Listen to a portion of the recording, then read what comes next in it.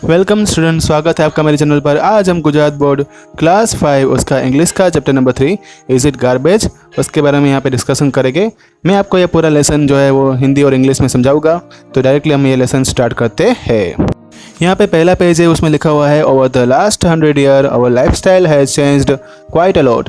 मतलब कि जब पिछले 100 साल की अगर बात करें तो अपनी लाइफस्टाइल जो है वो बहुत ज़्यादा चेंज हो चुकी है। पहला पिक्चर यहाँ पे यही बता रहा है कि 100 साल पहले लोग जो थे वो रिपेयर शॉप पे जाके लाइन लगाते थे, वहाँ पे कोई कचरा नहीं था। और अभी हम देखते हैं जो जहाँ पे भी रिपेयरिंग शॉप है वहाँ पे उस शॉप के सामने बहुत ज़्यादा कचरा पड़ा होता है। तो इस तरह यहाँ पे दो पिक्चर बताए गए हैं कि पहले क्या था और अभी क्या है। फिर दूसरे में देखो, look at the item below, in each set circle the ones you mostly use. ये जो चीज़ें है उसमें हमें सर्कल करना है। जो भी तुम चीज़ें अपनी डेली लाइफ में यूज़ कर रहे हो तो तुम अपने हिसाब से सर्कल कर सकते हो। यहाँ पे क्वेश्चन बताया जा रहा है कि once you have used this item what do you do with items, when do you they go, discuss with your class. तो यहाँ पे जब भी हम ये सभी आइटम बताई हुई है उनका हम एक बार इस्तेमाल कर लेते हैं। तो एक बार इस्तेमाल कर लेने के बाद हम ये सभी आइटम का क्या करते हैं उनकी हमें पूरे क्लासरूम में डिस्कस करनी है। जब भी हम बाहर जाते हैं तब मोस्टली ये चीज़ें हैं वो साथ में लेकर जाते हैं। तो उसके बाद हम उसको इस्तेमाल करते हैं, उसके बाद हम उसका क्या करते हैं वो भी बताना है। नेक्स्ट पेज में आ रहा है योर गार्बेज बिन, मतलब कि तुम्हारे कचरे का डिब्बा। How are water bottles, shampoo bottles, toothbrushes, paper plates, plastic cups, candy wrappers, notebooks, clothes, sharpeners, toys and plastic bags similar. तो ये सभी जो चीज़ें मैंने यहाँ पे बताई वो सभी सिमिलर हो सकती है। कैसे? They are all items you use and discard. ये सभी आइटम जो है हम यूज़ करते हैं और उसको हम फेंक देते हैं या तो उसको कहीं या उसको इग्नोर कर देते हैं। What do you think happen to the things that you throw away. तुम उनके बारे में क्या सोचते हो जो तुम फेंक देते हो उनके बारे में तुम क्या सोचते हो। तो ऐसा यहाँ पे सवाल किए जा रहे हैं ऑथर के द्वारा। In most city the garbage that people throw away is collected and taken to the landfills. तो मोस्ट सिटी में ऐसा होता है कि कचरा जो लोग फेंकते हैं उनको कलेक्ट किया जाता है और उसको एक लैंडफिल के ऊपर ले आया जाता है। तो आपके दिमाग में यहाँ पे क्वेश्चन होगा कि लैंडफिल क्या है। तो landfill is a area of land where waste is suppose to be buried. तो लैंडफिल एक ऐसा एरिया है ज़मीन का जहाँ पे हमें ऐसा माना जाता है कि हमने वहाँ पे वो चीज़ें गाड़ दी है। मतलब कि ज़मीन में खड्डा कर कर वो चीज़ें उसके अंदर डाल देना। But because such lots of waste is generated every day it only gets piled up in a landfill. लेकिन यहाँ पे बहुत ज़्यादा वेस्ट जो है मतलब कचरा जो है वो जनरेट हर दिन होता है और उनको ज़मीन के अंदर ही एक कलेक्ट किया जाता है। One of the biggest landfill in Delhi is located in Ghazipur. सबसे बड़ी जो ये लैंडफिल है वो कहाँ पे आई हुई है तो दिल्ली के अंदर एक जगह है गाजीपुर, वहाँ पे आई हुई है। It has been note that Ghazipur landfill is almost as high as the national monument Qutub Minar. तो ऐसा यहाँ पे नोट किया गया है कि गाजीपुर में जो ये लैंडफिल है वो इतनी ज़्यादा अब ऊंची हो चुकी है कि वो एक अपने नेशनल मोन्यूमेंट मतलब जो अपनी एक कुतुब मीनार जो अजायबी है उसी की तरह ये इतना ऊंचा ये कचरे का जो पहाड़ है वो बन चुका है। मैंने आपके लिए ये गाज़ीपुर में जो लैंडफिल है उसका फ़ोटो यहाँ पे मैंने बताया हुआ है। तो आप देख सकते हो कि कितना ये बड़ा पहाड़ बन चुका है। ये अपने नेशनल मोन्यूमेंट मतलब कि कुतुब मीनार जो है राष्ट्रीय स्मारक, अपना नेशनल मोन्यूमेंट का मतलब यहाँ पे क्या होगा राष्ट्रीय स्मारक, उतना ये हाई हो चुका है। नेक्स्ट पैराग्राफ में यहाँ पे दिया है in a place where there is no public waste management people either leave their waste on a road side और burn it. Both of this result in a severe land and air pollution. मतलब कि ऐसे place जहाँ पे कोई public waste management होता नहीं है, लोग वहाँ पे क्या करते हैं कि अपने साथ जो कचरा होता है वो वहीं पे रोड साइड में या तो उसको जला देते हैं और इसी दोनों ही रिज़ल्ट ये आता है कि उनसे बहुत ही ज़्यादा लैंड पोल्यूशन या तो हवा में एयर पोल्यूशन जो है वो फैलता है। वाई डू वी बरी आवर वेस्ट। हम अपने जो कचरा है उसको गाड़ क्यों देते हैं। Most thing you throw away will eventually break down and become soil.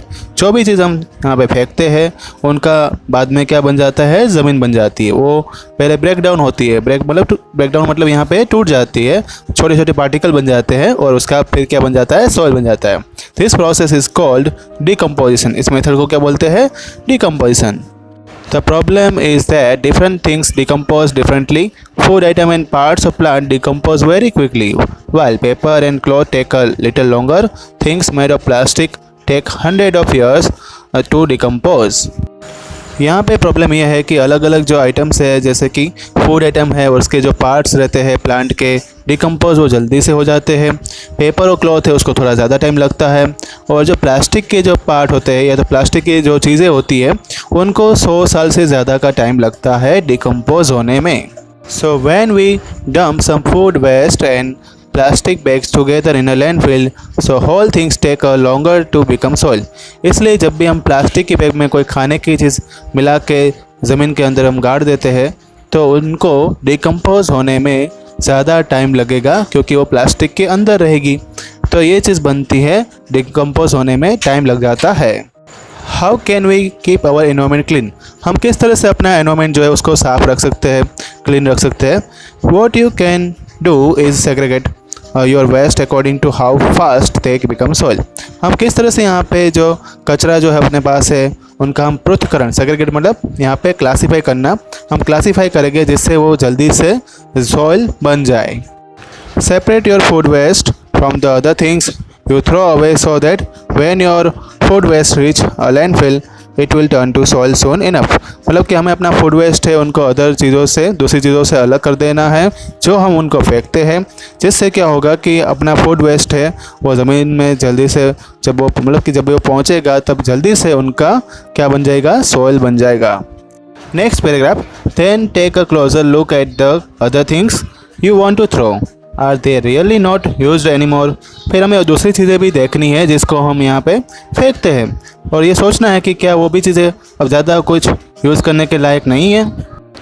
A fun way to make the difference is to upcycles. यहाँ पे दूसरा तरीका यह है कि हम इसका पुनर्निर्माण सोचें। This refers to reusing discarded item.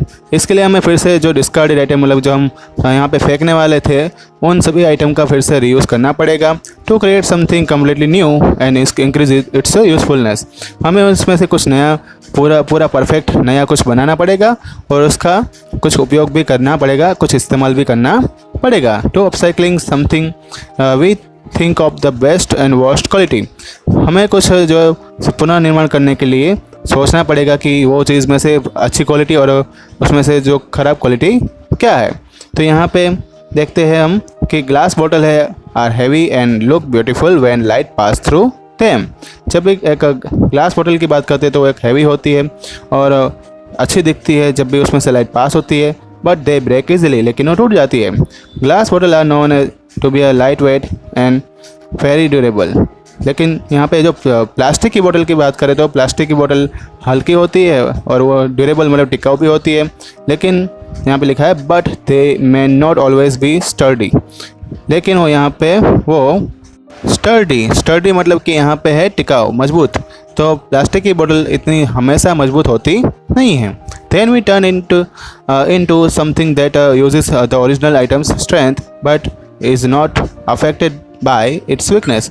अगर हम इसमें से मानो कि दूसरी कोई आइटम जो बनाते हैं ओरिजिनल आइटम बनाएंगे तो उसमें स्ट्रेंथ उसको मिल जाएगी, मतलब कि वो मजबूत बनेगी, लेकिन वो उसकी वीकनेस पे असर करेगी नहीं।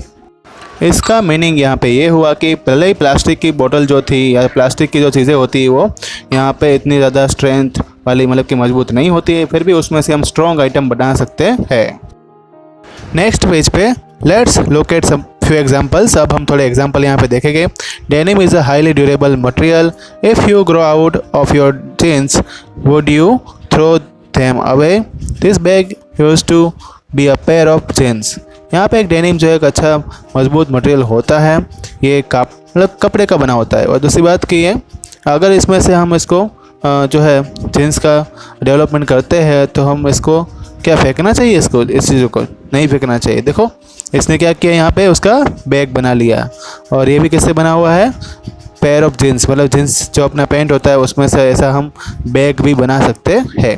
दूसरा यहाँ पे देखो tyre are made from rubbers. Rubber में से क्या बनता है, टायर बनता है।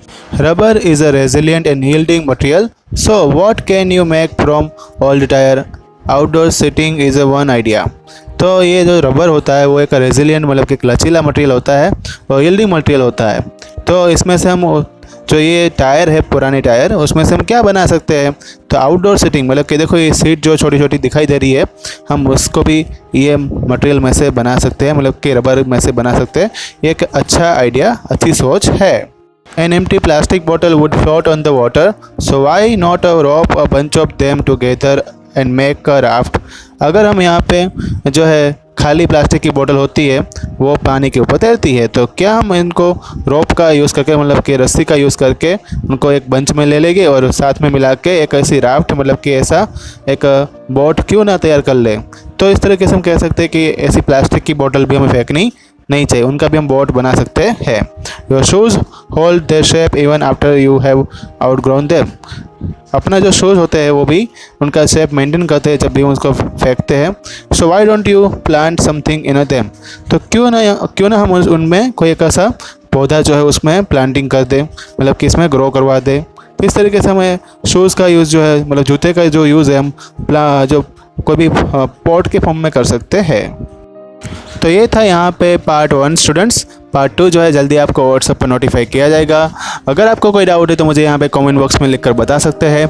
एजुकेशन के रिलेटेड वीडियो देखने के लिए मेरे चैनल को सब्सक्राइब करना मत भूलना। Thank you all.